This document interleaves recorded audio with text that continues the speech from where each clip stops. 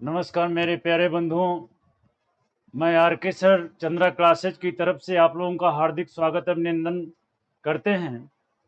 यह जो हम लोगों की अलंकार की श्रृंखला चल रही है, इस अलंकार की श्रृंखला में आज हम लोग असंगति अलंकार के बारे में जानेंगे कि असंगति अलंकार क्या होता है, किसे कहते हैं असंगति अलंकार। देखिए, शब्दों से ही मालूम होता है कि इसमें संगति नहीं होगी। असंगति होने के लिए उपमेय और उपमान की आवश्यकता होती है। तो कहने का तात्पर्य यह है कि जिस कोई यदि रचना हो, उस रचना में कारण कहीं और, कारण कुछ हो और कार्य में कहीं और हो रहा, कारण कहीं और हो और उसका कार्य कहीं और हो रहा है, ऐसी रचनाओं को हम असंगति अलंकार कहते हैं। आइए देखते हैं, यह असंगति अलंकार काव्य की जो शोभा बढ़ाने वाले होंगे उसे ही हम कहते हैं अलंकार। और इस अलंकार में एक शब्द आया है असंगति। देखिएगा, असंगति, असंगति जिसमें उपमेय उपमान का असंगति हो, अर्थात कारण कहीं और हो और कार्य कहीं और हो रहा हो। जो अर्थ निकल रहा है इसमें कारण से अर्थ नहीं है, कारण कहीं और हो रहा है, उस पद भाव उसका, और उसका कार्य कहीं और हो रहा है। इस रचनाओं के माध्यम से देखेंगे। जैसे एक रचना है, घाव पिया तन पीड़ित गौरा। देखिएगा, यह रचना भगवान शिव के बारे में कहा गया है। यह गौरा है जो भगवान शिव की पत्नी है, और यह पत्नी है। इस रचना के माध्यम से, इस भाव के माध्यम से यदि देखें तो घाव पिया तन पीड़ित गौरा। मान लीजिए इस भाव, इसका अर्थ ये हो रहा है कि भगवान शिव को यदि चोट लगे तो पीड़ित जो हो रही है उनकी पत्नी हो रही है।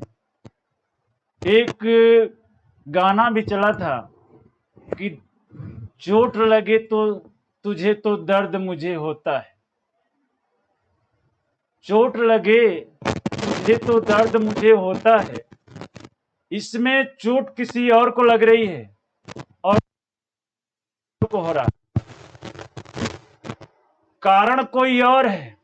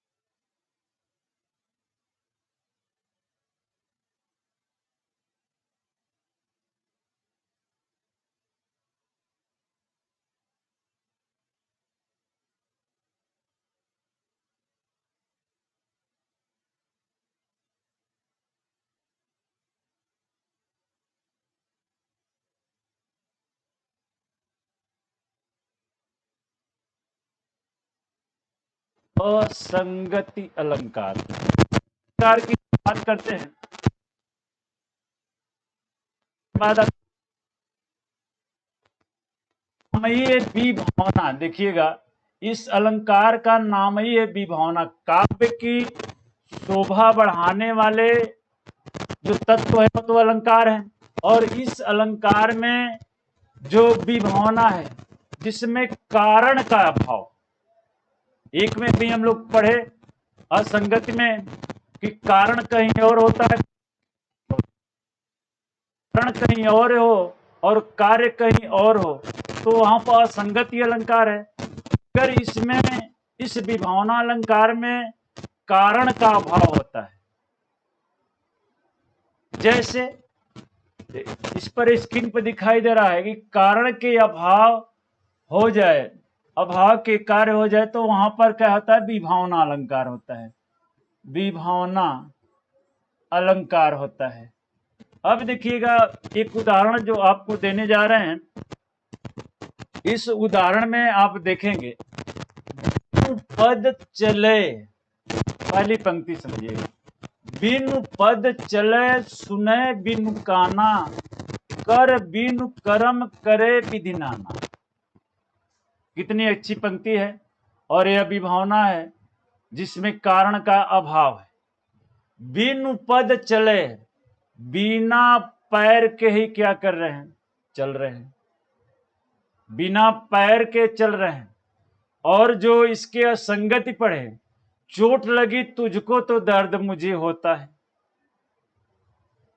तो इसमें वहां पर चोट किसी और को लग रही थी और दर्द किसी और को हो रहा था, उसमें कारण कहीं और था, कार्य कहीं और हो रहा है, परंतु इसमें कारण का अभाव है, कारण का अभाव है। बिनु पद चले, बिना पैर के वही क्या कर रहा है, चल रहा है। सुने बिनु काना, कान भी नहीं है तब भी क्या कर रहे हैं, सुन रहे हैं। कर बिनु कर्म, कर बिनु कर्म करे, देखिएगा हाथ नहीं है फिर भी अपने कर्म को क्या कर रहे हैं, कर रहे हैं। करे विधि नाना, अनेक कर्मों को वह बिना हाथ के द्वारा कर रहे हैं, तो क्या इसमें कारण है, नहीं, कार्य तो हो रहा है, कार्य हो रहा है मगर कारण नहीं है। यदि कार्य भी है कारण भी है, कार्य कहीं और हो रहा है कारण कहीं और हो रहा है, तब तो असंगति अलंकार है। और जब इसमें कारण का अभाव हो तो वह जब अलंकार होगा वह विभावना अलंकार होगा। यदि हम आगे देखते हैं,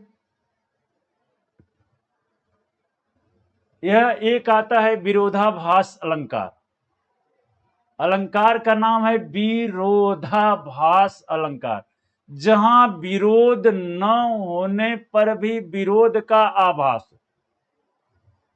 विरोधाभास का मतलब विरोध होना, विरोध नहीं हो रहा है फिर भी आपको लगे कि आपका विरोध हो रहा है, तो ऐसे अलंकार में यदि देखा जाए तो विरोधाभास अलंकार होता है। बिहारी की रचना है जो आपको यह देख रही है, इस रचना के रचनाकार हैं बिहारी लाल, और बिहारी लाल जो होते हैं रीति संप्रदाय के कवि हैं, और रीति संप्रदाय में सिद्ध रीत सिद्ध कवि हैं, और रीति सिद्ध कवि हैं, साथ ही साथ बिहारी सतसई इन्होंने लिखा है, और बिहारी सतसई में 713 दोहों के माध्यम से इन्होंने गागर में सागर भरने का प्रयास किए हैं। तो बंधु यहाँ पर विरोध न होने पर, इस रचना में विरोध नहीं हो रहा है फिर भी आपको विरोध होने का आभास हो, अर्थात भाव व्यक्त हो, ऐसी रचना में विरोधाभास होता है। जैसे में यह आपका जो यहाँ दिया है तांत्रिक नाद, जो स्वर होते हैं, कवित मीन्स कविता, रस सरस राग रति रंग, यह हमारे पास कुछ रचनाओं के माध्यम से, कुछ पंक्तियों के माध्यम से बिहारी दास कहना चाहते हैं कि राग स्त्री संग में डूबने को पार और नहीं डूबने, जो राग रस है उसमें डूबना चाहते हैं मगर उसमें डूबने वाले को डुबाया बताया जाता है। इसमें बताइए, इसमें कोई डूब सकता है? चाहे वह आपका वाद्य यंत्र हो या कविता हो या रस हो या किसी प्रकार का राग हो, व्यक्ति डूबेगा तो पानी में ही डूबेगा, और पानी में डूबेगा तो यहां पर इसका सिर्फ आभास होगा। हमें इन पंक्तियों का आभास है, जैसे अन बूढ़े बूढ़े तिर जो बूढ़े के संग। इस रचना के माध्यम से चाहे बूढ़ा हो चाहे कोई भी किसी प्रकार के बूढ़े हैं, तो उस बूढ़े के अंतर्गत देखा जाए तो हमेशा यह भावनाएं आभास की जाती है, विरोधाभास का अभाव, विरोधाभास हो रहा है। और न होने पर, देखिए है कि न होने पर भी विरोधा का आभास हो, इसमें विरोध न हो रहा है पर भी क्या है, आभास हो रहा है। जैसे तांत्रिक, तंत्रीनाद जो वाद्य यंत्र है, कविता है, रस है, सरस है, राग है, रति है, रंग है इत्यादि में जो व्यक्ति हैं नहीं डूबना चाहते हैं, फिर भी उनको डूबने का आभास व्यक्त किया जाता है। जैसे कोई कह दे बड़े रस में डूबे हो बाबू, यहाँ पे क्या विरोधाभास, बड़े रस में डूबे हो, विरोधाभास, डूबने का अभाव है। तो ऐसे अलंकार को हम विरोधाभास अलंकार कहते हैं। जैसे एक अलंकार और है जिस अलंकार का नाम होता है प्रतीप अलंकार, और आप इसके पहले मेरे बंधु एक अलंकार पढ़े हैं उपमा अलंकार, उपमा अलंकार पढ़े हैं। और उपमा अलंकार में आपने उपमा के 4 अंग पढ़े, और 4 अंग में सबसे पढ़े उपमेय, उपमान, वाचक शब्द और साधारण धर्म। और इसके बाद उपमा के जो प्रकार थे वह 2 प्रकार आप पढ़े, एक को कहते हैं पूर्ण उपमा, दूसरे के कहते हैं अपूर्ण उपमा, या इसी को कहते हैं अपूर्ण उपमा, या इसी को कहते हैं लुप्त उपमा। तो उपमा के 4 अंगों के माध्यम से जो हमने देखा कि जिसमें किसी से उपमा का अर्थ होता है तुलना करना, इसमें उपमेय में उपमान से तुलना की जाती है, वही क्या होता है, उपमा अलंकार होता है। परंतु प्रतीक अलंकार जो होता है, उपमेय को उपमान बता देना, क्या कहलाता है, प्रतीक अलंकार कहलाता है। इसमें तुलना करते हैं, इसमें बता देना, वही क्या कहलाता है। अब जैसे इसमें एक शब्द आया है उपमान का तिरस्कार किया जाए, देखिएगा ये पॉइंट है, जब उपमेय में उपमान का तिरस्कार किया जाए, अपमानित किया जाए, उपमेय में उपमान को अपमानित किया जाए, तो वहां पर जो अलंकार होता है प्रतीप अलंकार होता है। यह उपमा अलंकार का उल्टा होता है। यमक अलंकार की बात करते हो तो यमक अलंकार का उल्टा अनुप्रास अलंकार होता है। अनुप्रास में जो लाटा अनुप्रास होता है वह यमक का उल्टा होता है। तो मेरे बंधु जैसे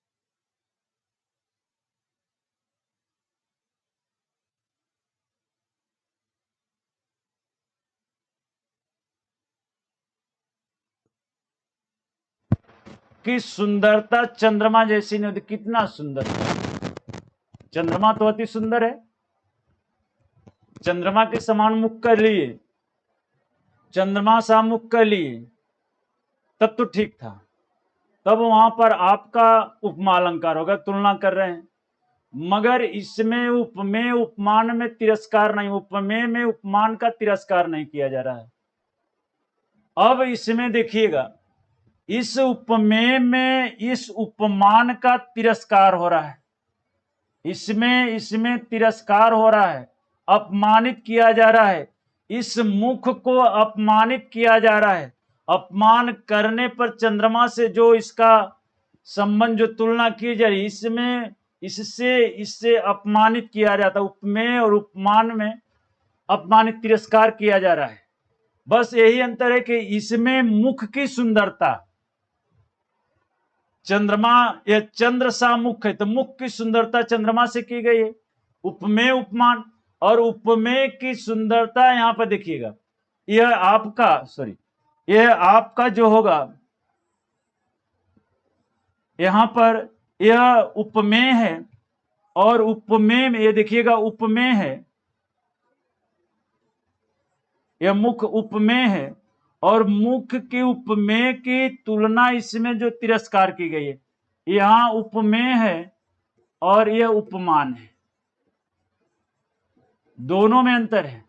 उपमान, उपमेय में ही उपमान से तुलना की जा रही है, और यहां जो उपमान है, उपमान होता है अप्रस्तुत होता है, अप्रस्तुत होता है, और उपमेय प्रस्तुत होता है। तो यह मुख क्या है, प्रस्तुत है, इसलिए क्या है, उपमेय है, और यह चंद्रमा अप्रस्तुत है, इसलिए क्या है, उपमान है। दोनों में तुलना की जा रही है, और तुलना करते समय चंद्र सा मुख, चंद्रमा के समान मुख है, तब तो ठीक था। अब यह मुख सा चंद्रमा है, तो चंद्रमा की जो है क्या की जा रही है, उपमान की जो क्या किया जा रहा है, तिरस्कार किया जाता है, उपमान को अपमानित किया जा रहा है। और जहां पर अपमानित होगा वहीं पर वह अलंकार क्या होगा, प्रतीप अलंकार होगा। जहां पर तिरस्कारित किया जाएगा, अपमानित किया जाएगा, वहां पर जो अलंकार होगा वह प्रतीप अलंकार होगा। और जहां पर यदि उपमेय में उपमान से तुलना किया जाए तो वहां पर आपका उपमा अलंकार होता है। चूंकि बंधुओं, आचार्य भामा ने इस प्रतीप अलंकार की 4 स्थितियों का वर्णन किया है, और स्थितियों का वर्णन करते हुए इसे 4 प्रकार के बताए हैं। जैसे देख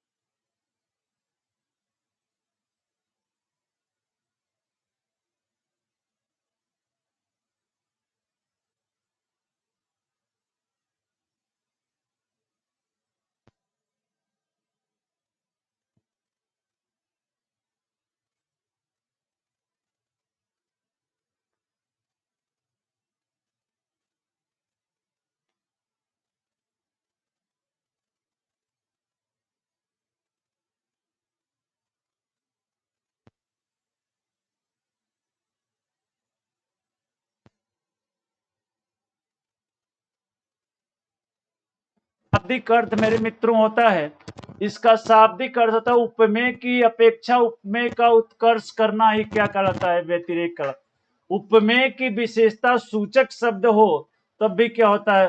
उपमान न्यूनता हो, एक बड़ा हो और एक छोटा हो तो वहां पर जो होता है आपका व्यतिरेक अलंकार होता है।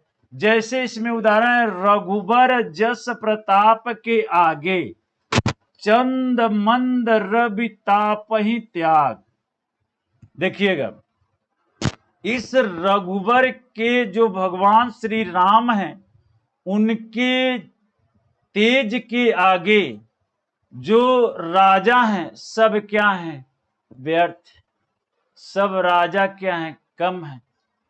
चंद मंद रवि ताप ही त्याग, और चंद्रमा के समान जो रवि हैं, सूर्य हैं, वह अपने त्याग को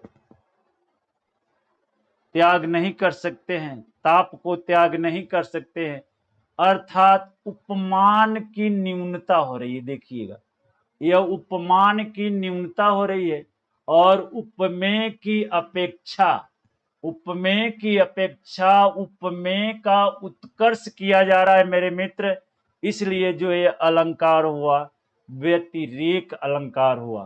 तो व्यतिरेक अलंकार में आप देखेंगे, इसमें मुख्य रूप से आप यही समझें कि जो उपमेय की अपेक्षा जिसकी तुलना की जा रही है उसकी अपेक्षा उपमेय का जो होगा वह उत्कर्ष होगा, उसकी कुछ न्यूनता होगी। जहां न्यूनता होगी वहीं पर क्या होता है आपका, जैसे चंद मंद रवि ताप ही त्याग।